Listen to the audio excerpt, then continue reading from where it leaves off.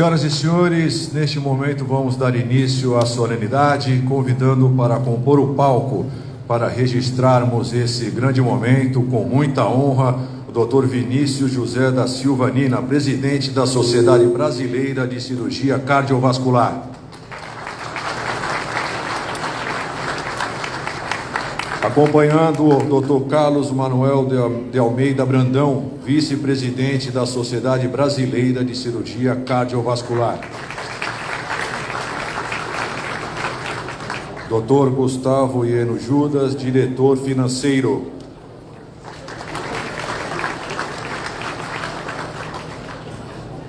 Dr. Eduardo Killer Saad, secretário-geral.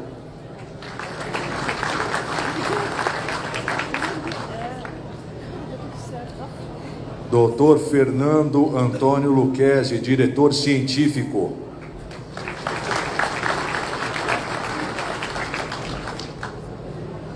Dr. Rui Manuel de Souza Sequeira Antunes de Almeida, diretor de educação.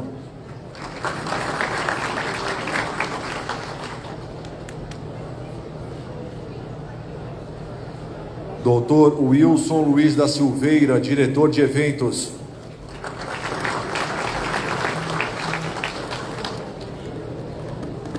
Dr. Acrísio Salles Valente, diretor de comunicação.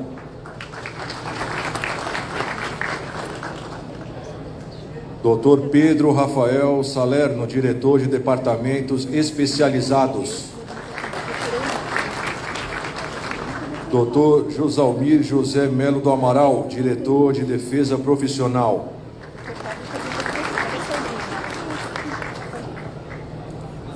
Dr. Paulo Roberto Barbosa Évora, editor da Brazilian Journal of Cardiovascular Surgery.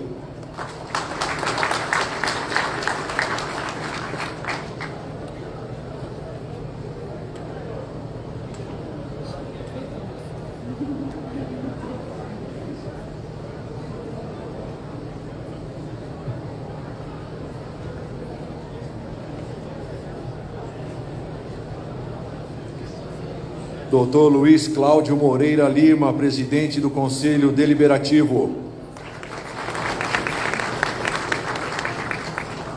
Dr. Marcos Antônio Canteiro, membro do Conselho Deliberativo.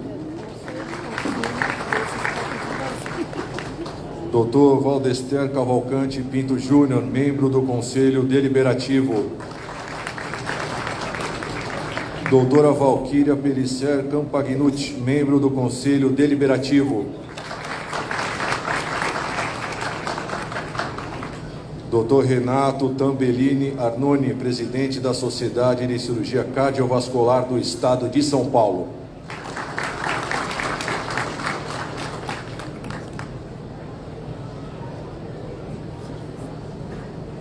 Senhoras e senhores, diretoria posicionada, fotógrafos de plantão para registrarmos esse grande momento. Vamos só posicionar um pouquinho ao centro. Fotógrafos, por favor.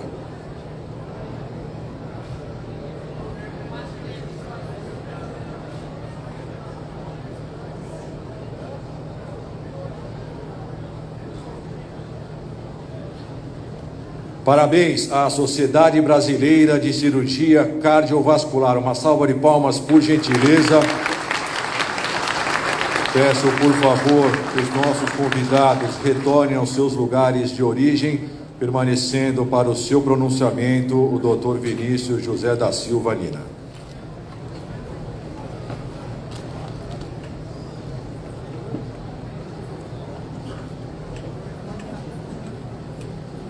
Senhoras e senhores, é com grande honra que convidamos para saudá-los Dr. Vinícius José da Silva Nina, presidente da Sociedade Brasileira de Cirurgia Cardiovascular.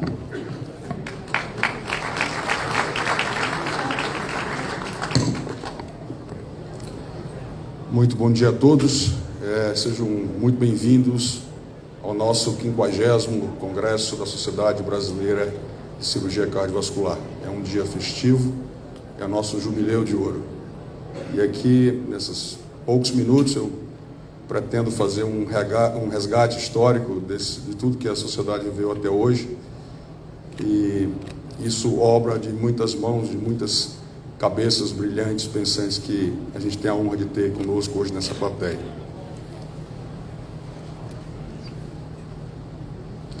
Inicialmente, eu gostaria de dedicar esse nosso 50º congresso a um povo do nosso país, um povo heróico, que nos últimos meses tem nos demonstrado força, resiliência, bravura, o povo gaúcho. Então,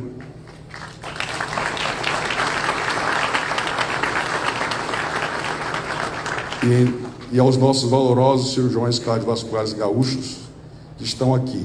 E eu queria, em nome do professor Jarbas de Incunsen, saudar todos os cirurgiões gaúchos que aqui se encontram e aqueles que aqui não puderam estar hoje. E aqui eu trouxe um trechinho de um pronunciamento de um artigo de Dom Jaime Spengler, arcebispo de Porto Alegre, que diante de toda a tragédia que se viveu nos últimos tempos, ele escreveu um texto que eu acho que serve como um guia para todos nós, nessas relações humanas, né, em todas as nossas relações, inclusive da nossa vida societária. Ele disse: o desafio da reconstrução necessário exigirá austeridade, sobriedade, sabedoria, magnanimidade, fé e esperança. A fé caracterizou a história de uma multidão de imigrantes e seus descendentes que construíram comunidades, cidades, o Estado. Essa mesma fé, unida à esperança, haverá de nortear o trabalho que agora se faz necessário. É preciso esperançar. Então, aqui um pouco dos pilares da nossa história, porque de onde viemos, onde estamos e para onde queremos ir. Então, nossa sociedade, ela foi criada em 1969, no dia 22 de julho, como um departamento da Sociedade Brasileira de Cardiologia. E aqui nós temos, né, a ata da criação da nossa sociedade, ainda um manuscrito. E aqui nós podemos ver nosso primeiro programa científico e alguns outros que se sucederam.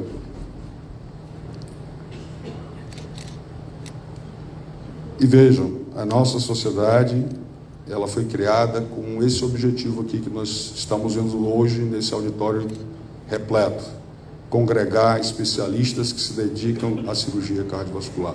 Esse é o nosso ofício, e é ele que nós temos que valorizar e fortalecer. Então, a fundação da nossa sociedade, como hoje nós conhecemos, ela data de 3 de abril de 1986.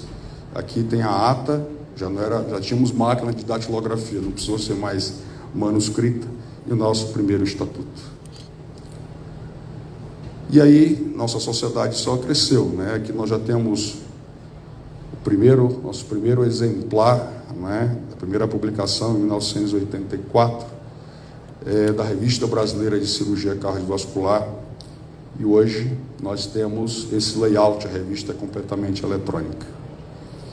Então, a nossa missão é valorizar o paciente por meio de tudo aquilo que a gente faz e tenta fazer o melhor.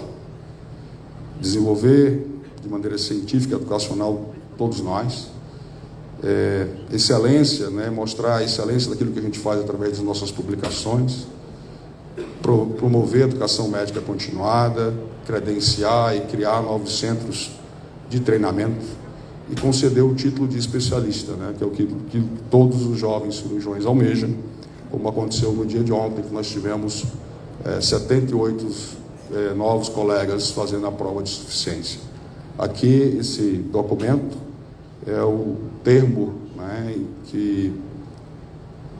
de celebração do nosso convênio com a AMB, que foi criado o título de especialista em cirurgia cardiovascular. Então, quem somos? Hoje nós somos 1.300 membros, assim, distribuídos nas várias categorias, estamos distribuídos em praticamente todas as unidades da federação. Nós temos 7 departamentos, né? Temos a Associação dos Residentes, Departamento das Ligas de Cirurgia Cardiovascular Pediátrica, de Endovascular e Minimamente Invasiva, de Assistência Mecânica Circulatória, de Cardiologia e de Cirurgia Experimental. Temos 8 sociedades filiadas, são as sociedades regionais. E aqui eu queria compartilhar com os senhores e senhoras algumas das ações e conquistas mais recentes. Então, recentemente foi reeditada, né, reconfigurada a Câmara Técnica Assessora em Atenção Cardiovascular do Ministério da Saúde, em que nós, juntamente, somos as 2 únicas sociedades de especialidades que vamos ter assento nessa Câmara, e aí a gente conta com a contribuição de todos os senhores e senhoras para que a gente possa obter outras conquistas no fortalecimento da nossa sociedade e da nossa especialidade. Foram muitas discussões, muitas reuniões, mas se conseguiu manter o reajuste de honorários, né, conforme essa publicação do Diário Oficial de 2023, que foram concedidos anteriormente. E nesse trabalho eu queria destacar o afinco, né, a dedicação do nosso grande amigo João Carlos Ferreira Leal, que se debruçou arduamente na obtenção desse benefício que foi trazido para a nossa sociedade, para a nossa especialidade. Recentemente, já esse ano, foi publicada a portaria da TAV, trazendo esse procedimento para o Sistema Único de Saúde e reconhecendo o cirurgião como parte integrante indispensável nessa área e nesse tipo de procedimento. Nós sentimos a necessidade de termos assento no Conselho Federal de Medicina. A Sociedade Brasileira de Cirurgia Cardiovascular, ela fazia parte de uma Câmara Técnica de Cardiologia, e agora eu tenho o prazer de anunciar para os senhores que nós teremos assento, já está aprovada a Câmara Técnica de Cirurgia Cardiovascular, recentemente aprovada pelo Conselho Federal de Medicina. Uma outra conquista, né, é o nosso Brazilian Journal of Cardiovascular Surgery. Hoje em dia ele se posiciona muito bem entre os maiores publicações, os maiores periódicos do mundo. Nós estamos em 8ª posição na plataforma da CTS-NET. E aí destacar o trabalho do nosso editor-chefe, o professor Évora, do nosso co-editor, o professor Walter Gomes. Tivemos também como uma ação da sociedade, aqui a gente destaca o afinco no querido e dileto professor Teles, junto com o professor Rui Almeida, da nossa inclusão numa nova área de atuação, que é o cardiointensivismo. Então, a Sociedade Brasileira de Cirurgia Cardiovascular, juntamente com a SBC e a MIB, terão participação nessa nova área de atuação, que abre-se aí mais uma oportunidade de atuação para o cirurgião cardiovascular. Nosso boletim científico está repaginado, então todos os senhores, para obter informações científicas robustas, as melhores evidências, o nosso boletim científico está sempre atualizado, trazendo aquilo que há de mais novo em todas as áreas do conhecimento cardiovascular. Nosso blog também, aí destaca o papel das ligas, também traz inúmeras informações de amplo acesso e de conteúdos muito ricos. A nossa sociedade oferece um curso anual de atualização, que é bastante frequentado, em seu formato online. O curso de metodologia também bastante interessante, aqui destacamos o papel do professor Walter na condução desses trabalhos. Nosso exame de suficiência, né, o título de especialista, que ocorre anualmente. Também o exame de suficiência na área de estimulação, por ser área de atuação da cirurgia cardiovascular. E aí, recentemente, nós também o papel social da nossa sociedade. Então, aqui eu gostaria de agradecer a Merit e toda a nossa equipe da sociedade, com a Sandra, com a Helenilda, com a Camila, que trabalharam junto com a gente nessa arrecadação. Ela foi pequena, né, mas ela foi feita com muita dedicação. E encaminhamos isso para beneficiar nossos amigos, nossos irmãos do Rio Grande do Sul. Projetos em curso, que temos pela frente. Aqui, em primeira mão, aqui é o pré-lançamento. Eu gostaria de compartilhar com os senhores que, em parceria com a editora Manoli, a gente espera o próximo congresso de ter essa publicação, que é o Manual de Cirurgia da Sociedade Brasileira de Cirurgia Cardiovascular. E aí contamos com a contribuição científica de todos os senhores. Estamos debruçados em melhorar alguns aspectos da remuneração através de modificações na CBHPM. Aqui destaco o trabalho do nosso amigo Acrísio Valente, agora juntamente com o Josalmi, que estamos encaminhando, e agora 4 de julho já teremos algumas mudanças que beneficiarão toda a comunidade da cirurgia cardiovascular em relação à remuneração. Assim a gente espera que aconteça. Estaremos também envolvidos na elaboração, como já disse anteriormente, estamos nessa área de atuação conjunta, e aí vamos trabalhar na elaboração das matrizes de competências junto com as outras 2 sociedades de especialidade que eu já citei. Então, em alusão a essa celebração, né, da criação dos 55 anos da sociedade, o dia da fundação da nossa sociedade foi 3 de abril, lá em 1986, portanto, nós iniciamos, acho que a maioria dos senhores deve ter recebido, através das nossos canais de comunicação, essa enquete, né, para a criação do Dia Nacional do Cirurgião Cardiovascular. Já existe um projeto de lei. Por que da enquete? Porque para que se crie uma data comemorativa em nosso país, é necessário que exista uma manifestação popular, que o povo diga sim, isso é importante, sim, isso é importante. E aqui eu conto com todos os senhores para que assinem esse nosso pedido. Aqui a assinatura física também é importante, além daquela eletrônica que nós já fizemos, porque essa é uma exigência do Congresso Nacional. Tivemos vários apoios, aqui são alguns exemplos. A própria Sociedade Brasileira de Cardiologia tem nos apoiado, várias instituições hospitalares, Brasil afora.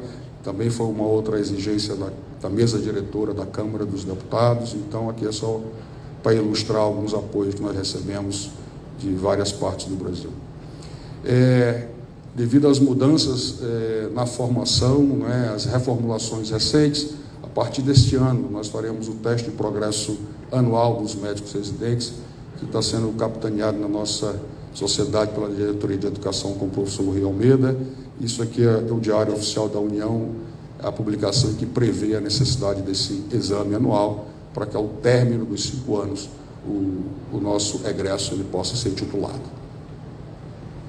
Para o segundo semestre, nós estaremos oferecendo um curso de inteligência artificial voltado à cirurgia cardiovascular.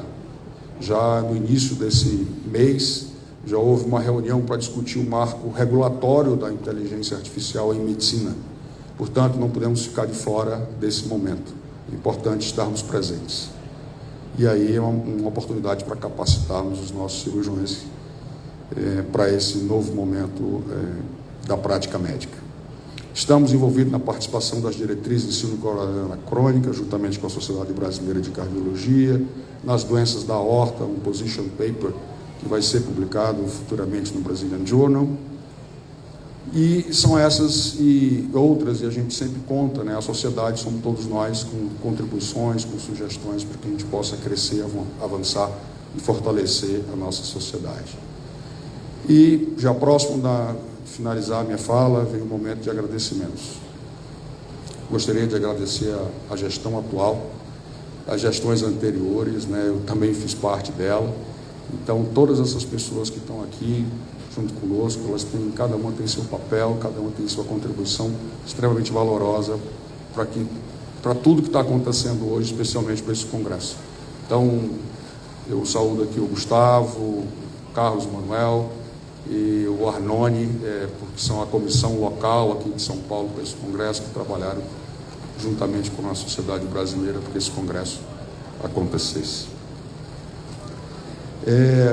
Agradecimentos ao nosso Conselho Deliberativo, Valquíria, Valdister, Arleto, que não pôde estar aqui, está recuperando de uma cirurgia, o Canteiro e o Luiz Cláudio. E agora é momento de agradecer aqueles que tornam também, que contribuem bastante ao longo de todos esses 50 anos, que são nossos parceiros, Gostaríamos de expressar nossa profunda gratidão às empresas parceiras, cuja colaboração e o apoio têm sido fundamentais nesses 50 anos.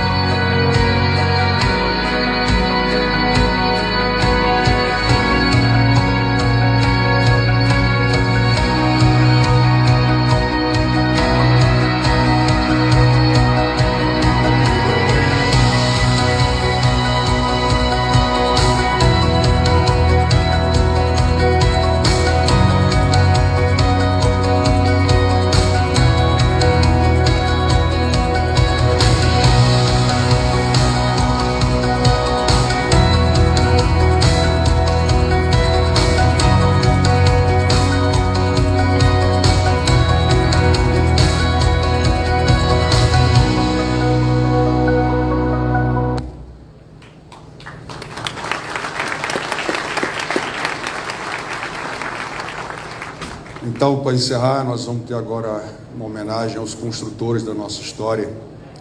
E eu queria deixar essa frase do Nobel da Paz, um médico alemão, o Albert Schweitzer, que ele disse que dar exemplo não é a melhor maneira de influenciar os outros, é a única. Muito obrigado.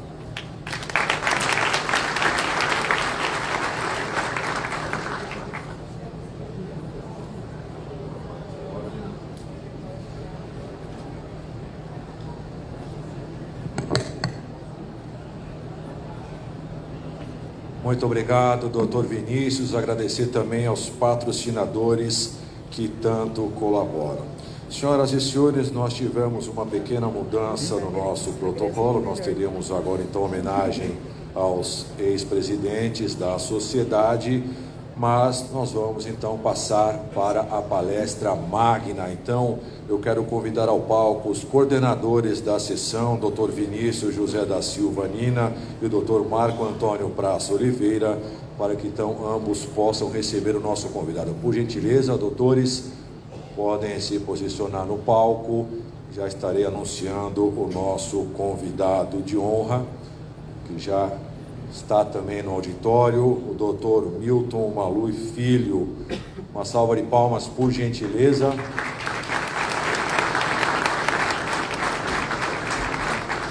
Dr. Milton Malui Filho, presidente do Itaú Unibanco desde fevereiro de 2021, de 2019 a 2020, atuou como vice-presidente de Finanças e Riscos do banco.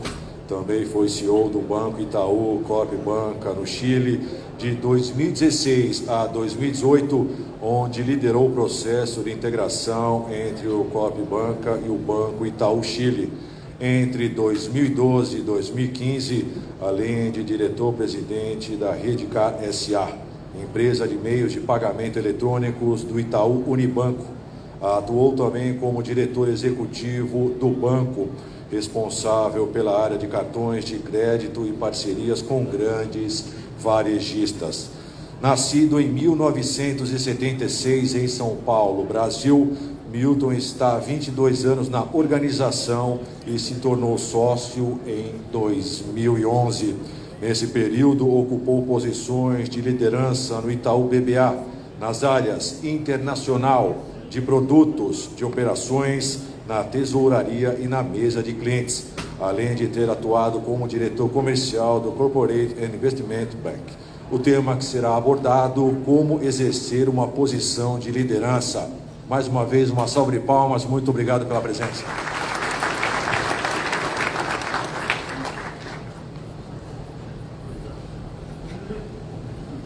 Muito obrigado. Bom dia, quase boa tarde. Essa é a única reunião que eu não venho com exordil no bolso. Então eu estou protegido aqui. Se acontecer alguma coisa, tenho certeza que eu estou em ótimas mãos. Mas olha, deixa eu vim pensando aqui um pouco do que falar para vocês. Primeiro, uma honra poder participar do evento. O Dr. Marcos, e para mim Marquito, virou um amigo ao longo dos anos. Quando me fez o convite, eu achei que eu tinha uma dívida com a associação. Mais do que um prazer estar aqui com vocês, uma dívida, né? Eu sou um produto da cirurgia cardiovascular no Brasil. E queria começar falando sobre isso, porque para mim esse é um tema que eu não tenho nenhum tipo de constrangimento, vergonha. Na verdade, eu tenho orgulho, né, de ter tido a oportunidade de passar na mão de médicos, como os médicos pelos quais eu passei, que me deram uma vida nova, no momento em que eu jamais imaginava que eu precisaria de uma vida nova. Mas eu queria começar contando essa história para vocês, porque ela se mistura muito com a minha vida pessoal e profissional. E aí eu vou fazendo os paralelos. Mas eu entrei jovem no Itaú, com 25 anos. Eu era o gerente de uma mesa de operações, uma área que estava sendo recém-criada. Foi em 2002, passei um ano no Itaú. E quando eu entrei no banco, aquele banco enorme, em que você, enfim, precisa conhecer muita gente, por mais que você conheça as pessoas, você nunca conhece todo mundo. E jamais imaginava chegar na posição que eu estou hoje. Mas eu jamais trabalhei também com esse objetivo. Eu nunca coloquei como um objetivo o meu próximo passo. Eu sempre trabalhei para fazer o melhor naquilo que eu fazia. E o próximo passo sempre foi uma consequência, um resultado de um trabalho feito com paixão, com dedicação, que fala muito do que vocês fazem todos os dias, né? Trabalhar com paixão, com dedicação, com vontade. E eu me defino muito por isso. E eu, no final do ano, o Itaú faz uma aquisição, compra o Banco BBA, cria-se o Itaú BBA e eu logo mudo para o Itaú BBA, emprego novo, apesar de já ter um ano de banco, equipe nova, liderança nova, e fui lá montar uma área que também não existia exatamente como a gente fazia, e passei ali um período muito bacana de crescimento, de conquistas, né? E na medida que as coisas foram acontecendo no banco, eu fui recebendo convites. Você não quer assumir um desafio novo? E uma coisa que sempre me caracterizou no banco foi o não dizer não, né? Eu sempre disse sim para todos os desafios. Então, quando foi lido o meu currículo aqui, até peço desculpa se eu soubesse que era para ler para vocês todos, eu tinha mandado uma linha só, eu não tinha visto esse currículo que foi enviado, para não ser cansativo aqui. O objetivo não é contar as minhas credenciais ou medalhas. Para quem me conhece sabe que o que eu digo no banco todos os dias é que eu estou CEO, eu não sou o CEO. O Itaú está líder, não é líder, porque essas coisas passam, mudam, e para mim o mais importante é essa perspectiva humana, de você ser muito humilde, né, reconhecer a sua origem, honrar a sua história, honrar suas amizades, a sua família, as pessoas que estão no seu entorno. Isso para mim é mais importante, tá? Mas eu, no banco, já há alguns anos, em 2007, fui convidado a ser diretor comercial do banco, e o convite foi, olha, abrir uma posição no Nordeste, eu ia casar naquele ano, e então a gente gostaria de te convidar para ser o diretor do Nordeste. Eu falei, putz, eu topo, estou fechado, só preciso combinar com a contraparte. Agora que está achando que a gente vai morar em São Paulo, e eu preciso avisá-la que a gente vai morar aonde mesmo, né? Olha, pode ser Recife, Fortaleza, Salvador, você escolhe. Eu falei, eu preciso de 24 horas para voltar, pelo menos. E cheguei em casa, chamei minha esposa para conversar, minha esposa até hoje, a Camila, e conversei com ela, e ela disse, Milton, o que fizer sentido para o nosso futuro, para a sua carreira, tamo junto. E essa foi a história, desde o primeiro dia, né, com todas as outras mudanças que eu vinha fazer ao longo dos anos. E aí, voltei para o banco no dia seguinte e falei, começo quando? Mas já está decidido? Totalmente decidido. E aí, 2 semanas depois, me fizeram um convite e disseram, olha, surgiu uma outra vaga, só que em Campinas. E o que você prefere e tal? Eu falei, eu não sei. Assim, eu não vou me guiar pela distância geográfica, mas eu vou me guiar pelo que faz mais sentido para a minha carreira, para o banco. Onde eu posso ajudar mais o banco? É no Nordeste? É na China? É em Campinas? Eu vou para onde tiver que ir. No final, Campinas era onde, de fato, tinha o maior desafio de reestruturação e tudo, e eu acabei indo para lá. E foi um ano de 2008 muito intenso, com toda a crise do câmbio, os derivativos, enfim, talvez muitos de vocês nem tenham ouvido falar sobre isso, né? No fundo, uma crise que aconteceu. Sim, a crise dos Estados Unidos, e aí todos ouviram falar, mas no Brasil especificamente teve um momento bastante particular. E eu estava numa fase muito estressada e tinha sido promovido com 31 anos, então eu era o diretor mais novo do banco. E as pessoas acham que é automático, né? Você vira diretor e não é automático. Você é a mesma pessoa naquele momento em que você é convidado a ser diretor, e no fundo é um convite para você crescer, para você aprender, né? Para você entender a responsabilidade que você está assumindo, e eu acho que nesse aspecto foi uma super oportunidade. Aí eu assumo aquela posição de diretor, passo um ano como se o mundo fosse acabar todos os dias, com um nível de intensidade, com uma série de desafios. E no final do ano, dezembro, começo do ano, né, passei o Réveillon, e aí no início do ano de 2009, janeiro de 2009, não me perguntem por quê, mas eu achava que eu precisava fazer um check-up urgente. E as pessoas falavam assim no meu redor, né? Por que urgente? Check-up você pode marcar, você vai daqui a 2 semanas, daqui a um mês. Eu falei, tem que ser já. Não sei, mas é uma sensação de que tem algo errado e eu não sei dizer o que é. Não tinha nenhum sintoma, não tinha dor, não tinha cansaço, não tinha. Mas era uma sensação de que eu precisava fazer algo, né? E eu liguei para o cardiologista, na época ele estava de férias, o Dr. Calil, Roberto Calil, acho que muitos de vocês o conhecem, estava de férias, e eu falei com uma assistente, falei, olha, preciso fazer um check-up. Ela falou, vamos agendar. Eu falei, estou indo para São Paulo agora, você pode me receber? Ela falou, estou no Hospital Sírio-Libanês. Eu falei, estou indo para aí agora. Uma segunda-feira, um dia útil, normal. e peguei meu carro e fui. Levei uma malinha comigo. Eu falei, eu não sei quanto tempo eu vou ficar. Também não me perguntem por que eu fiz a malinha, mas eu fiz a malinha e fui. E cheguei no hospital e comecei a ser submetido a todos os exames estavam vindo todos ótimos, e a assistente falou, olha, dorme uma noite, eu queria que você fizesse uma angiotomografia com contraste, e amanhã eu te libero logo cedo, você faz o exame logo cedo e você vai para casa, não vai ser nada, mas pelo histórico familiar acho que vale a pena. E eu, tá ótimo. Fiz o exame, ela me ligou e falou, olha, devo passar aí daqui a pouco, tá para sair o resultado, mas já vai arrumando suas coisas. Fui escovar os dentes, comecei a arrumar minha malinha de volta. E aí entra um exército no meu quarto, Dr. Ávila, que fazia a angiotomo, a própria assistente do Dr. Calil, e Milton, você tem uma obstrução de 80% na DA. Pode explicar melhor? Você tem uma obstrução de 80% numa artéria muito importante. E o exame, naturalmente, ele pode superestimar a lesão, mas a gente precisa fazer um cateterismo com você. Não tem outro caminho. E eu tomei um susto, 32 anos de idade, né? Imaginar que eu queria ser submetido a algo desse estilo, e fiz o tal do cateterismo. Eles voltaram e disseram, olha, a gente acha que é um coágulo, e então em uma semana a gente faz de novo o cateterismo, mas você vai precisar ficar imóvel aqui, não pode levantar para tomar banho ou nada, e a gente vai entrar com Clexane, com anticoagulante, etc. E tal. Passei uma semana contando as lâmpadas do quarto do hospital, super ansioso. Toda noite eu achava que estava infartando, porque você começa a se sugestionar. E foi uma semana, refiz o exame, a obstrução ainda estava lá.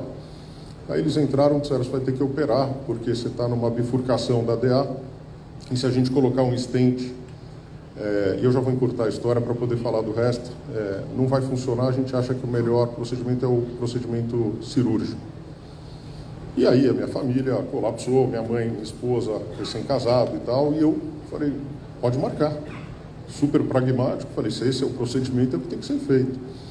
E aí disseram, olha, a gente vai dar algumas opções, você conversa com os médicos. Eu tive 2 conversas, e uma conversa foi com o Dr. Sérgio, pai do Marquito, Dr. Sérgio Almeida de Oliveira. Ele entrou no quarto, foi uma conversa de 3 minutos. Eu perguntei, doutor, eu vou morrer? Ele olhou para mim, segurou no meu braço e falou, ó, eu estou do mesmo lado do seu lado, contra a doença, a gente está do mesmo lado. Segurou no meu braço, aquele jeito super elegante, sereno. Falei, pode marcar a cirurgia, doutor. Eu já fiz a minha decisão. Falou, ó, você vai ter que esperar uns 5 dias, porque você está tomando anticoagulante, eu não posso te operar. Então foram lá mais 5 dias, eternos 5 dias, olhando para o teto, esperando o dia. Bom, 15 anos depois eu estou aqui contando essa história para vocês. E apesar de eu ter uma relação muito forte com a minha esposa, com a minha família, o Marquito e o Dr. Sérgio foram os únicos que tocaram meu coração para valer ao longo desses anos todos. E sou muito grato à cirurgia cardiovascular, porque apesar de um processo, como disseram na época, olha, é um atropelamento, mas é bem feitinho, eu sinto que eu fui acolhido e tive uma segunda chance na vida. Só que essa segunda chance, para mim, ela foi muito além do viver mais. Foi um momento de repensar, né, a forma como eu lidava com o estresse, a forma como eu liderava os temas, e você começa a ver o mundo numa perspectiva completamente diferente. E eu me lembro que eu tinha sido recém-promovido para uma outra posição, nesse meio tempo da cirurgia, e o presidente do banco à época me liga em casa, o Cândido Bracher, e fala, Milton, como é que você está? Eu falei, me recuperando, cirurgia invasiva, complexa, mas eu espero estar em 1 mês de volta e tal. Ele falou, Milton, olha, aquela posição que eu te convidei, ela está aqui, esperando, a gente não vai mexer nela, porque para talentos como você, o banco tem todo o tempo do mundo para você se recuperar. E aquilo para mim também foi um momento importante, né, de empatia, de entender o momento. Eu volto para o banco em fevereiro de 2009, como diretor da área internacional, tesouraria do banco, e aí começa uma carreira com várias mudanças ao longo dos anos todos. Passei alguns anos como diretor da área internacional, virei diretor executivo de operações e produtos, fui convidado para ser presidente da Redcar com 36 anos, na época também um desafio gigantesco, mas aí eu me vi diante de um desafio enorme, que foi o convite quando eu recebi para ser o presidente do banco no Chile. A gente estava fazendo uma fusão com um grupo gigantesco e numa sociedade super conservadora, que é a sociedade chilena. Então, imaginar um presidente de 39 anos era completamente fora de qualquer padrão no Chile. E ali eu tive um desafio pessoal muito grande, né? Meu sogro estava muito doente, ele não podia viajar. Tive que decidir se eu ia ou não para o Chile. Falei para minha esposa, eu falei, essa é a única decisão que eu vou deixar você tomar assim, sem nenhuma influência minha. Porque se isso vai te privar de ficar longe do seu pai, eu não vou aceitar o convite. Então, precisa fazer sentido para a nossa família. Eu já tinha 3 filhos pequenos na época, meninos. E nesse momento eu tomo uma decisão, olhando para o meu sogro, ele me chama para conversar, conta aí o que está acontecendo. Eu contei do projeto, dos planos e tudo. E meu sogro olha para mim e fala, Milton, você já se ouviu falando do projeto? Você já se ouviu contando como é que você vê os desafios e tudo? Você já aceitou o convite. Esse é o melhor projeto da tua carreira. E se você está na dúvida por minha causa, você está completamente equivocado. Vocês precisam pensar lá na frente. Eu não posso pegar avião, mas eu posso ir de carro. Eu vou ficar uma semana para chegar a Santiago, mas quando eu chegar lá eu vou ficar 3 meses na sua casa também, e você vai ter que lidar com isso. Mas você tem que aceitar esse convite. E talvez tenha sido um dos dias mais marcantes, assim, de novo o humano, o pessoal e o profissional. Bom, o resto da história, eu fui para o Chile, fiquei 3 anos, depois voltei, fiquei 2 anos como vice-presidente do banco, cuidando de finanças e riscos, e assumi a presidência do banco. Num momento em que o mundo está passando por uma profunda transformação, e de um banco que tinha uma trajetória de sucesso muito grande ao longo da sua história, né? O Itaú está completando 100 anos esse ano. E possivelmente eu brincava que eu era o primeiro executivo que não tinha sangue azul. Não era filho de banqueiro, que não tinha sido indicado por nenhum deles, e que fiz a minha carreira começando numa área super operacional e terminando numa posição super relevante. E aquilo me traz várias reflexões sobre liderança, né? Então a primeira decisão que eu tomo é mudar o grupo, né, e ampliar a quantidade de pessoas sob gestão. Porque no mundo de hoje, você precisa trabalhar numa velocidade maior, mas para isso você precisa ter gente muito boa no time. E ter gente muito boa significa saber delegar muito bem, né? Não dá para você achar que você é dono de todas as bolas, de todas as decisões. É saber escolher bem, delegar bem e acompanhar. Então eu saio de um grupo, um comitê executivo muito enxuto de 6 pessoas, a gente muda para um comitê de 13 pessoas. E essa mudança foi muito importante porque a gente começa a dar uma agilidade para o banco completamente diferente. Mas não é só isso. Você precisa ressignificar a cultura da organização. E uma cultura e uma organização forte como o Itaú Unibanco sempre teve uma cultura muito forte. E eu achava que a gente precisava fazer uma revolução na cultura do banco. E você entra num dilema de, será que eu vou ter o apoio do conselho? Né? O Roberto Setúbal foi presidente do banco por 23 anos. É o presidente do conselho. O Pedro Moreira Salles foi presidente do Unibanco e é o presidente do conselho. E eu me lembro que quando os dois me convidaram para o almoço, e eu não sabia que ia ser convidado para presidente do banco, e eles entraram na sala, o Pedro olhou para mim e falou, Milton, you are the man. Eu tomei um susto, eu sabia que estava para sair a notícia. Eles almoçaram, eu fiquei só na água, porque não tinha como digerir nenhum alimento ali naquele momento. E fui para casa. Fui para casa celebrar com os meus filhos, com a minha família, e agradecer. Porque nada do que a gente faz sozinho. E vocês que têm uma carreira que requer muita dedicação de tempo, horário, tem que agradecer quem está ao lado. Porque precisa ter, sim, apoio, tolerância, flexibilidade, mas a gente também tem que saber priorizar a família. Não dá para ser o trabalho 100% do tempo. Isso não é sustentável para ninguém. Então eu comecei um trabalho de revolução cultural no banco e o principal objetivo era tratar de temas que eu vejo hoje que são gaps, né, que são oportunidades nas grandes companhias, né. Primeiro, um tema de diversidade e inclusão.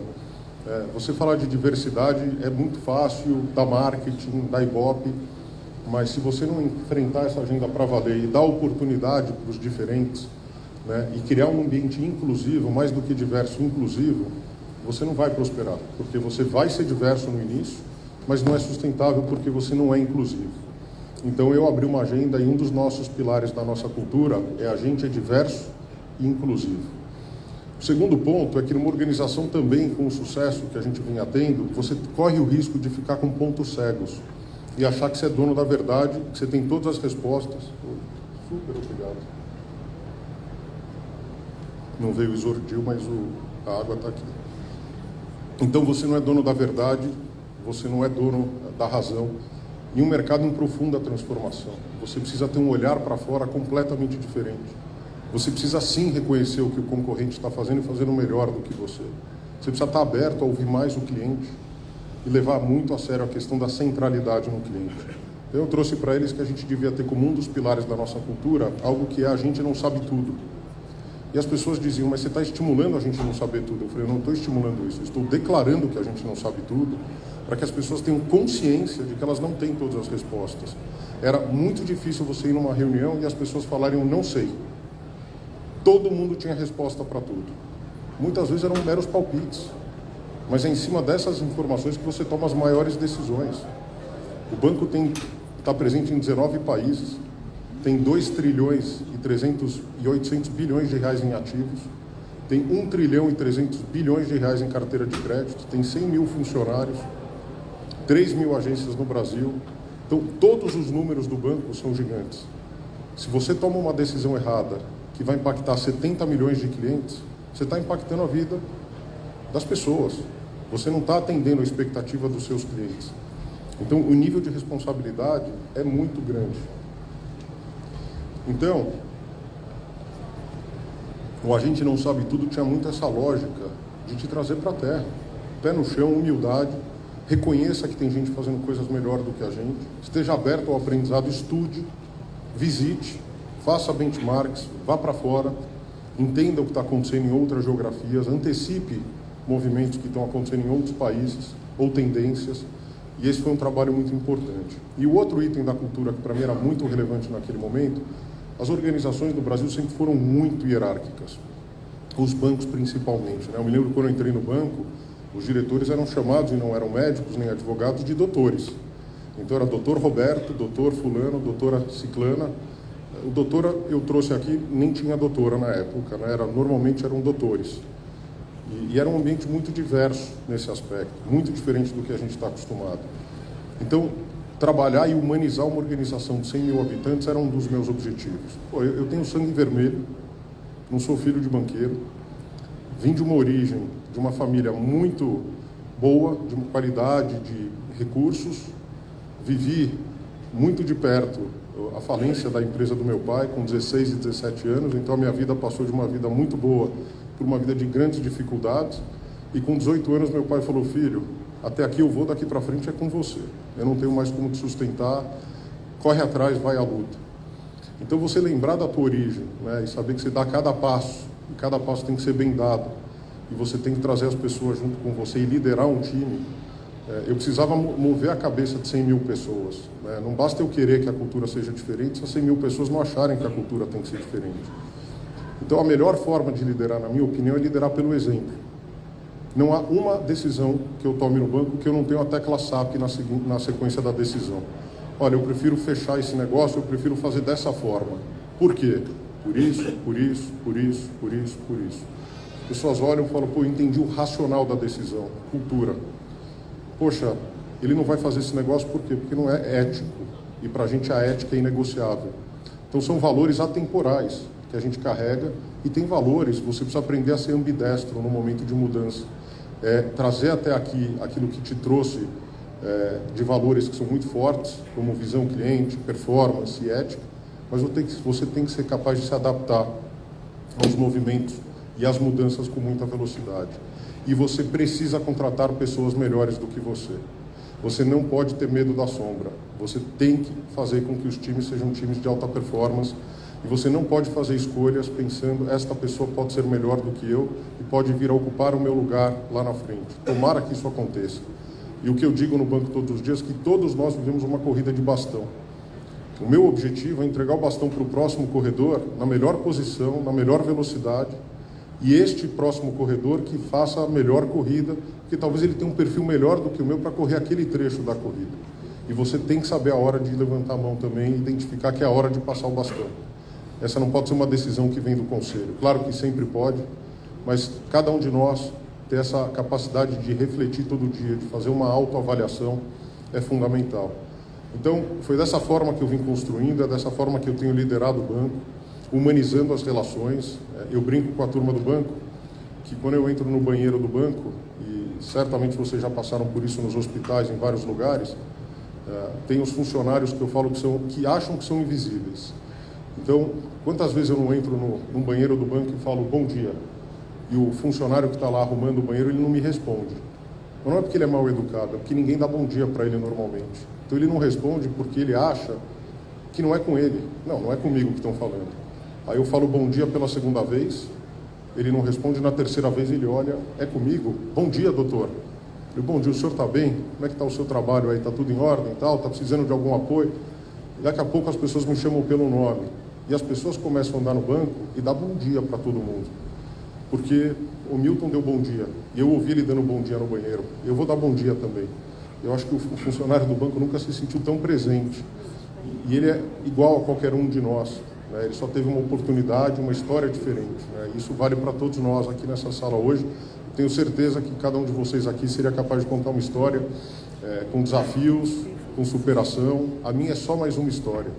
Eu acho que ter essa consciência, né, de você estar numa posição e que você tem que trabalhar para tirar o melhor das pessoas, criar um ambiente inclusivo e que as pessoas trabalham juntas e com um objetivo comum, é o que tem feito e é onde eu tenho dedicado grande parte do meu esforço.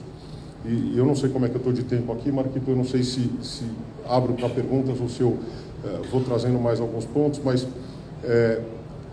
um tema que a gente mudou na cultura do banco é uma coisa bem simples, que é vamos de turma, né? Não era incomum no banco alguém receber uma ligação de um cliente dizendo não é comigo, isso é da área tal. Enfim, ou brigar internamente por um negócio porque o resultado tem que ficar um pedaço na área tal, um pedaço na área tal e o cliente esperando uma resposta. As áreas do banco eram ciladas, é como se você tivesse vários CEOs dentro do banco. E cada área tem uma cultura diferente, é a cultura do chefe. Não é um banco só, é uma organização só. E vocês, quando entram em contato com o banco, vocês querem uma solução, ainda que vocês tenham ligado no telefone errado. Ou vocês querem uma resposta rápida, ainda que internamente a gente não tenha resolvido o modelo de compartilhamento de resultado. Então, eu brinco lá que eu estou implodindo as paredes, e acho que eu já implodi praticamente todas, para que a gente faça tudo de turma, para que a gente trabalhe para o cliente, resolva o problema do cliente, e a gente faça a tal transformação tecnológica que todo mundo fala, que isso já virou clichê. A gente dobrou o número de pessoas na área de tecnologia nos últimos 4 anos. A gente tinha 7 mil pessoas em tecnologia, a gente está com 16 mil pessoas na área de tecnologia hoje do banco. A gente trabalhava de um jeito super antiquado, em que cada um tinha seu departamento. Hoje a gente tem os times ágeis que trabalham em equipes multidisciplinares, 28 mil pessoas trabalhando nesse modelo. E toda essa transformação ela só é possível se as pessoas olham para o líder e falam, eu acredito na direção, e mais do que na direção, nos valores. E é isso. Ontem eu faço uma live mensal com todos os executivos do banco, líderes do banco. São quase 20 mil pessoas. Todo mês eu sento e fico 1h30 respondendo perguntas e falando sobre desafios e projetos. Ontem, no meio da live, antes dela começar, surgiu um tema super urgente que dependia da minha decisão e a gente tinha 2 horas para tomar uma decisão. Não podia fazer a live. O pessoal falou, não se preocupa, a gente avisa, manda um e-mail. Eu falei, como um e-mail? As pessoas estão o mês inteiro esperando para ouvir. Eu vou na live. Milton, você não pode ficar na live. Eu posso ficar 10 minutos na live, eu não posso ficar 1h30. E esse é o mês do orgulho LGBT. E as pessoas de diversidade queriam que eu fizesse uma menção sobre o assunto. A importância de combater a LGBTfobia e temas que são relevantes para a sociedade. Eu entrei na live e pedi desculpas, porque eu não ia poder fazer a live. Essa foi a live que eu fiz, num palco, e as pessoas olharam, ele veio até aqui pedir desculpas, eu fui pedir desculpas, porque as pessoas se programaram para aquela reunião. Eu acho que foi a live que teve a maior repercussão de todas, porque o líder se dispôs a vir, se dispôs a pedir desculpas, ele é gente como a gente, ele gastou o tempo dele, tinha uma decisão maior para tomar, e ele veio aqui falar que ele não ia poder fazer a live, e depois seguiu para tomar. Então, as mensagens vinham, boa sorte, chefe, conta com a gente, tome uma decisão boa, que inspiração, que humildade, que bacana. E eu acho que é isso, acho que no mundo de hoje a gente precisa liderar pelo exemplo.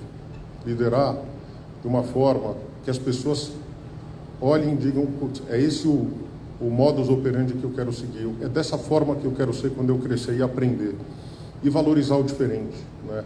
E eu falo que a diversidade não é raça, não é gênero, não é orientação sexual, é de idade, é de pensamento, é de estilo, e a gente tem que saber respeitar o diverso e criar um ambiente para isso. Então, ser líder é ser inclusivo, é saber ouvir mais do que falar, é dar oportunidade para as pessoas, porque bons argumentos e boas ideias não têm cargo. E a gente tem a tendência a achar que o diretor sabe mais. Sabe. Não quer dizer que a decisão do gerente que está embaixo, ou que a ideia dele é pior do que a do diretor, pode ser melhor. Mas se você não estiver disposto a ouvir e criar um ambiente psicologicamente seguro para as pessoas se colocarem, divergirem. Quantas reuniões eu vou que um gerente levanta a mão para discordar de mim? Eu falo, opa, peraí, gente, vocês estão vendo que o gerente está discordando de mim? Pô, ele vai mandar o cara embora. Parabéns. Eu quero mais gerentes discordando de mim no dia a dia. Se todo mundo concordar comigo, eu não preciso ter todo mundo no banco, né? Porque eu tomo as decisões e vamos em frente. Então, criar um ambiente que as pessoas se sintam à vontade para serem como elas são, darem a sua opinião, construírem, leva você a patamares muito, muito maiores. E eu vejo que o que a gente vem construindo ao longo dos últimos 3 anos e meio é um banco que está se transformando todos os dias.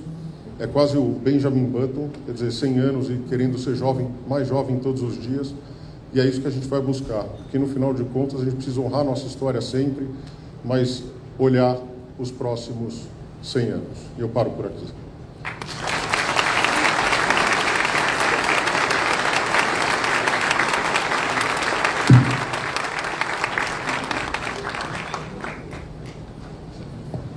Queria agradecer mais uma vez o Milton, que para mim é Miltinho.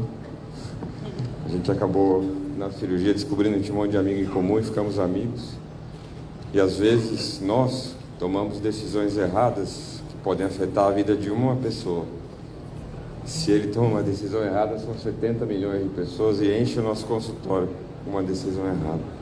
Então realmente é uma bela lição de liderança e entender que a vida é complicada para todo mundo, não só para a gente. Obrigado de novo, uma honra ter você aqui. É um prazer, deixa eu só fazer um agradecimento.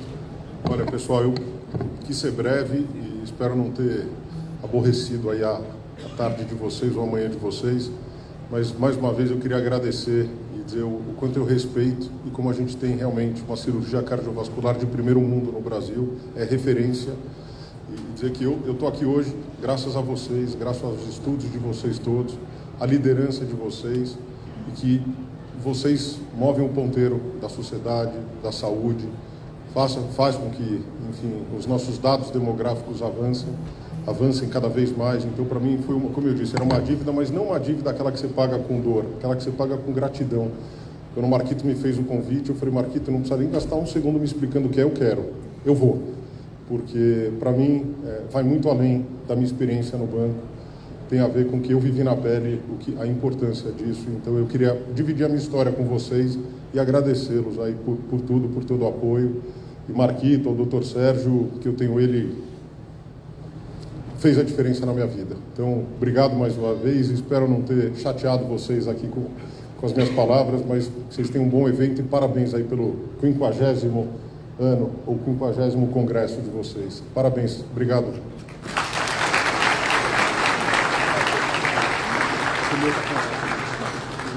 Não sei se eu posso dar.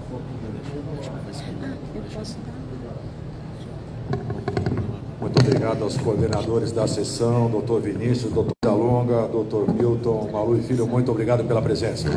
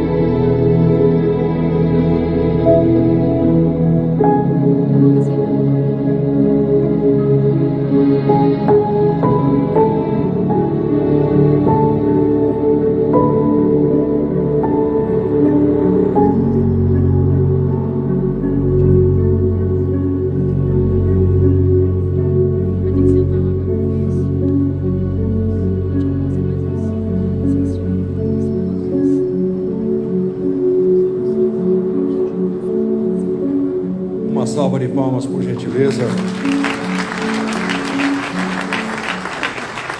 Senhoras e senhores, então vamos dar início à entrega das honrarias aos ex-presidentes da Sociedade Brasileira de Cirurgia Cardiovascular. Para realizar a primeira entrega, convidamos ao palco o Dr. Vinícius José da Silva Nina, presidente da Sociedade Brasileira de Cirurgia Cardiovascular, que fará a entrega ao nosso primeiro homenageado. Desculpa. Dr. Vinícius, então, recebe ao centro a homenagem que será dada ao Dr. Milton Ari Meyer.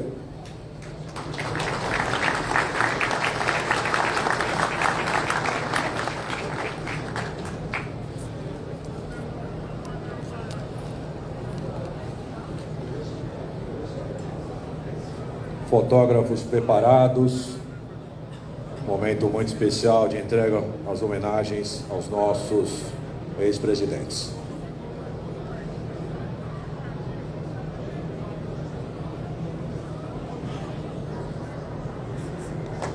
Mais uma salva de palmas, por gentileza. Parabéns, Dr. Milton Ari Meyer.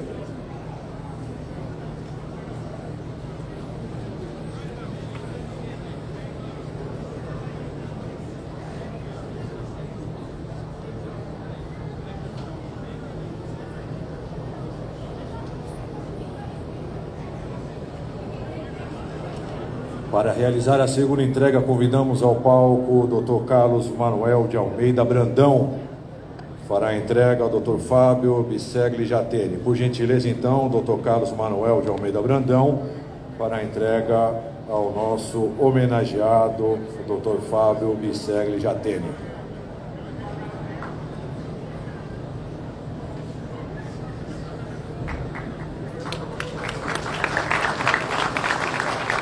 Posicionados ao centro, fotógrafos já registrando esse momento especial.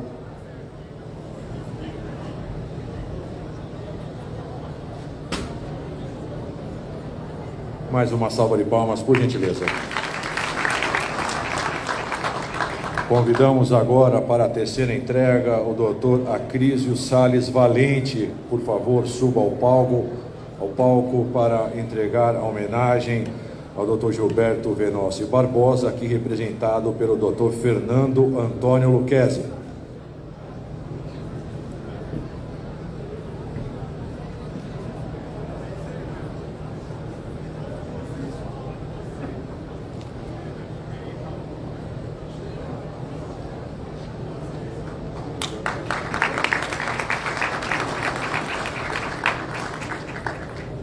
Parabéns. Vamos ao registro com a foto registrando esse momento, a medalha e também o certificado. Muito obrigado, parabéns. Para realizar a próxima entrega, convidamos o Dr. Eduardo Killer Saad, entregará a homenagem ao Dr. Rui Manuel de Souza Sequeira Antunes de Almeida.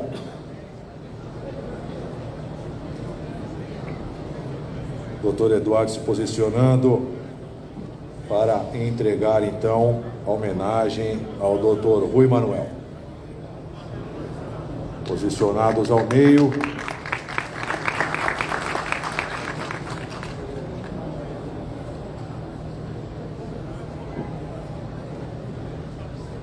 Parabéns, muito obrigado. Convidamos agora para a próxima entrega Dr. Pedro Rafael Salerno. Para receber a homenagem, convidamos o Dr. Luiz Carlos Bento de Souza.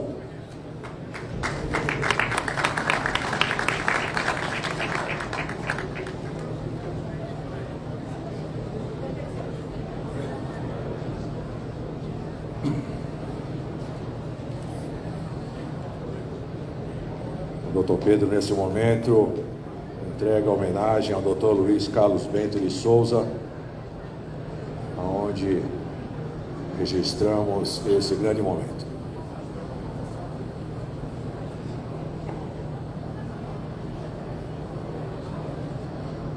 Vamos convidar agora para a próxima entrega doutora Valquíria Pellicer Campagnucci. Vou pedir que ela permaneça nessa sequência, ela fará 2 entregas. Dr. Enio Buffolo será o homenageado a receber a medalha homenagem das mãos da doutora Valquíria. Dr. Enio Buffolo, por favor, então, suba ao palco para receber. A doutora também desceu. Registramos então esse momento.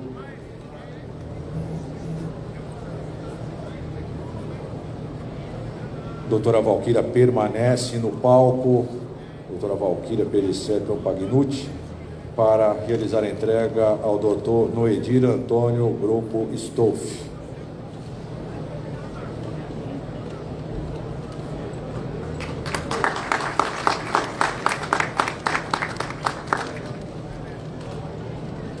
Doutora Valquíria, então, recebe das mãos da assistente para realizar a entrega ao doutor Noedir. Registros feitos, parabéns, mais uma salva de palmas, por gentileza. Convidamos agora para realizar a próxima entrega ao doutor Luiz Cláudio Moreira Lima. Por favor, suba ao palco, doutor. A entrega, a homenagem será feita ao doutor Jarbas Jackson Dix Hussein.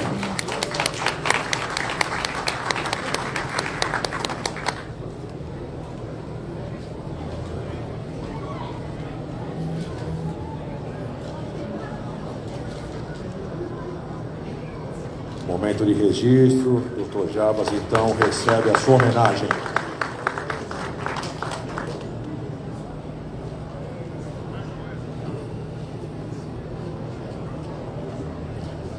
Parabéns. Vamos, então, à próxima entrega. Convidamos a realizar o Dr. Marcos Antônio Canteiro, para receber a homenagem do Dr. Alexandre Visconti Brick, representado aqui pelo Dr. Luiz Fernando Kubrusli.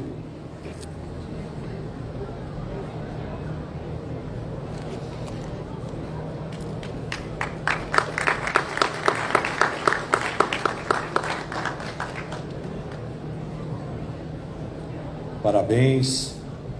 Próxima entrega será realizada pelo Dr. Renato Tambellini Arnoni. Por favor, suba ao palco para realizar a homenagem ao Dr. José Vanderlei Neto.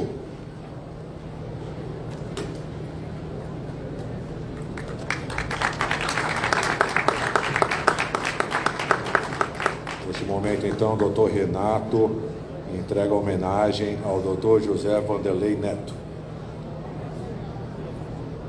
Registros, muito obrigado, parabéns. Próxima entrega, convidamos ao palco o Dr. Wilson Luiz da Silveira. Por favor, Dr. Luiz, a entrega será feita para o Dr. Paulo Roberto Slud Brofman.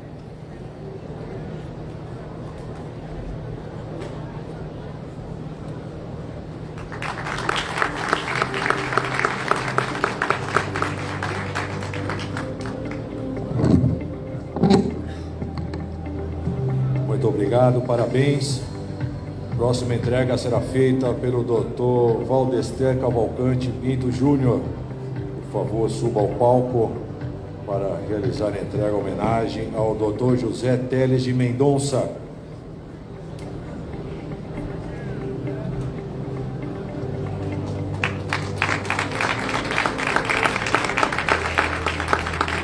Dr. Valdester, então, entrega ao Dr. José Teles de Mendonça a sua homenagem. Fotógrafos já registrando esse momento especial. Muito obrigado mais uma vez, uma salva de palmas. O próximo a realizar a entrega, convidamos ao palco o Dr. Luiz Cláudio Moreira Lima. O Dr. Luiz Cláudio Moreira Lima para a entrega ao Dr. Marcelo Matos Cascudo, aqui representado pelo Dr. Josalmir José Melo do Amaral.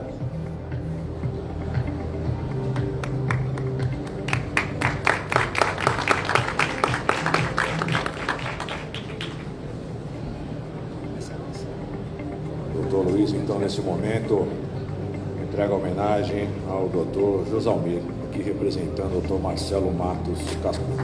Parabéns. Convidamos para a próxima entrega o Dr. Pedro Rafael Salerno. Por gentileza, Dr. Pedro fará a entrega ao próximo homenageado, Dr. Walter José Gomes.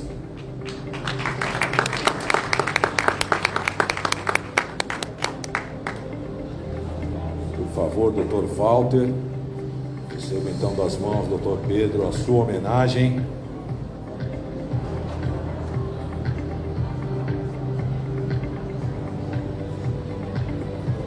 Parabéns, mais uma salva de palmas. Para a próxima entrega, convidamos ao palco o Dr. Vinícius José da Silva Nina, presidente atual da sociedade, que fará a entrega ao Dr. João Carlos Ferreira Leal.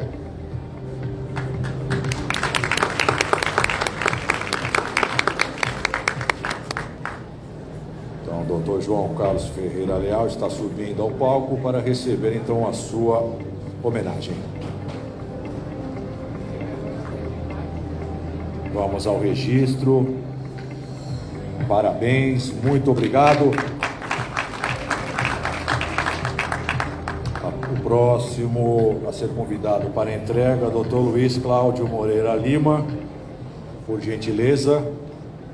A entrega será para o Dr. Eduardo Augusto Victor Rocha.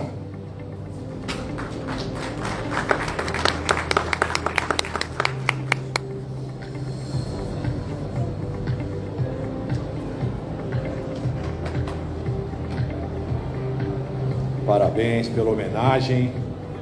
Recebe nesse momento, sob o registro. Parabéns mais uma vez. Parabéns a todos os ex-presidentes da sociedade, onde eu peço uma salva de palmas, por gentileza. Nós temos já na tela, então, os fogos, essa comemoração toda. Muito obrigado. Parabéns a todos os envolvidos. Encerramos a nossa cerimônia de abertura. Retornaremos às 14 horas. Muito obrigado, um ótimo dia a todos.